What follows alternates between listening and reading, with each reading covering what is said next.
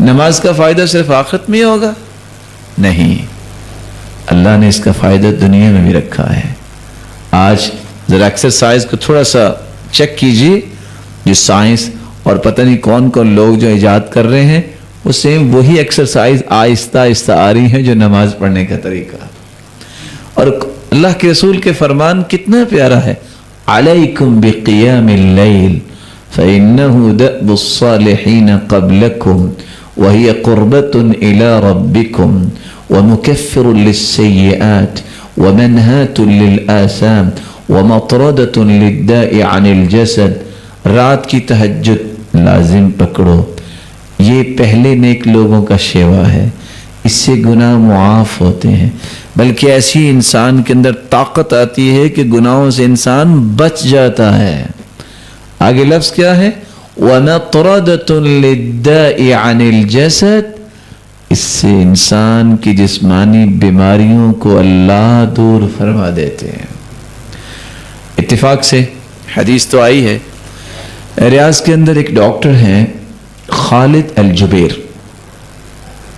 جو کہ ایک داعیہ بھی ہیں، داعیہ سے مراد وہ دعویٰ بھی کرتے ہیں۔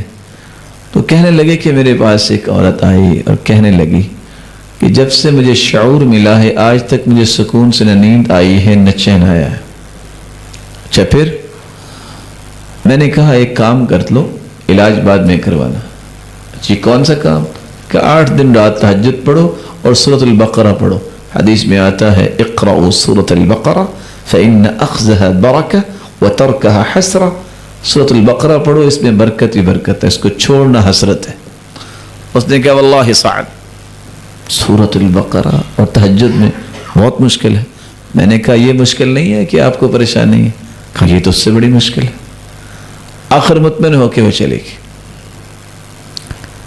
ٹھیک 8 دن کے بعد اس کی کال آئی، السلام علیکم یا دکتور، واللہ ما فرحت قبل ذلك، اللہ کی قسم میں نے تہجد پڑھی ہے، آج تک اتنی راحت مجھے نہیں ملی، میری زندگی گزر گئی جتنی اب راحت ملی ہے۔ ہم بسا اوقات سمجھتے ہیں کہ شاید پیناڈول میں زیادہ طاقت ہے، ہم یہ سمجھتے ہیں کہ ایمپک لاکس جو ہے اس میں بہت بڑی پاور ہے، اس میں بھی اگر پاور ڈالتے ہیں تو کون ڈالتے ہیں؟ اللہ ڈالتے ہیں۔ اس میں بھی شفا کون ڈالتا ہے؟ یہ کھانی چاہیے، حرج کوئی نہیں ہے۔ موقف سنیے، مومن کا موقف کیا ہونا چاہیے؟ بینگ اے مسلم کیا کہنا چاہیے؟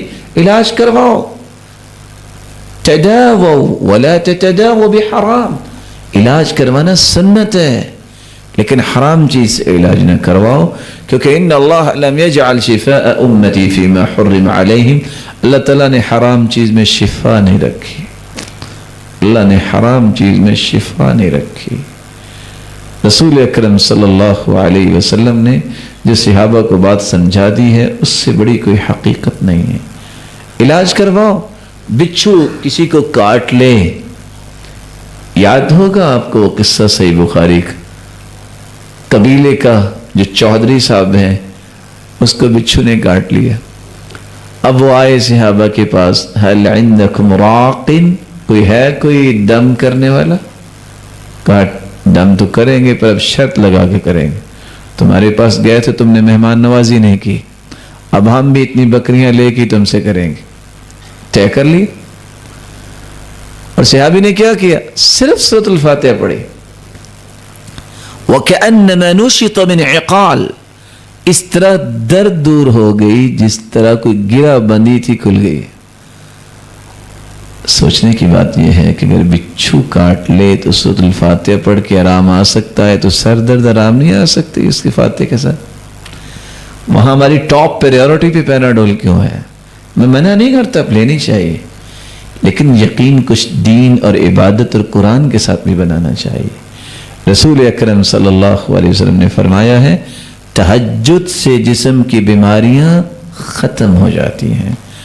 اتفاق سے ان کو تو شاید نہیں پتا ہوگا کہ یہ پاکستانی لوگ بھی میرا یہ لیکچر سنیں گے، وہ اپنے تجربات شیئر کر رہے تھے تو بتانے لگے کہ میرے پاس ایک عورت جاءت پاکستانی ہے، ایک پاکستانی عورت آئی، فاجریت لها الفحوصات الطبیہ، میں نے جب اس کی رپورٹ لیں تو آخری درجے پہ جو ہے یہ کینسر تھا، اللہ تعالیٰ سب کی حفاظت فرمائے۔